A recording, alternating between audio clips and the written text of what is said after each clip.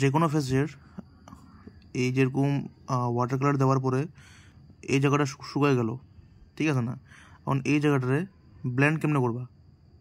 Blend করার নিয়ম হইল জল লইয়া অল্পটুক রেড কালারটা লইয়া অল্পটুক একদম মিহি যদি এখানে দেখাই যে এরকম হালকা একদম রেড কালারটা হইব, পালে জলের পরিমাণটা একটু নিয়ে নাও, একদম হালকা কালারটা লইয়া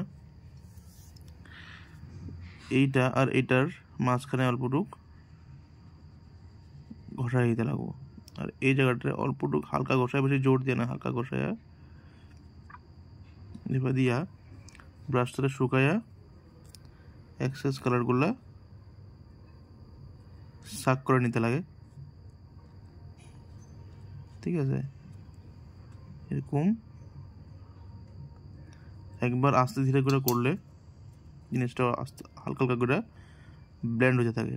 আর যেগুলো এই সাইডের মধ্যে এক্সট্রা কতগুলো রং থাকে এগুলো হালকা হালকা এভাবে ঘষায় ঘষায় হালকা হালকা, বেশি জোরে না, দেন আবার ব্রাশটা শুকায়া আবার এই খালি জায়গার মধ্যে হালকা করে ব্রাশটা টেনে দিলে দেখা যাবে যে জিনিসটা অল্প ব্লেন্ড হয়ে গেছে। So thank you so much.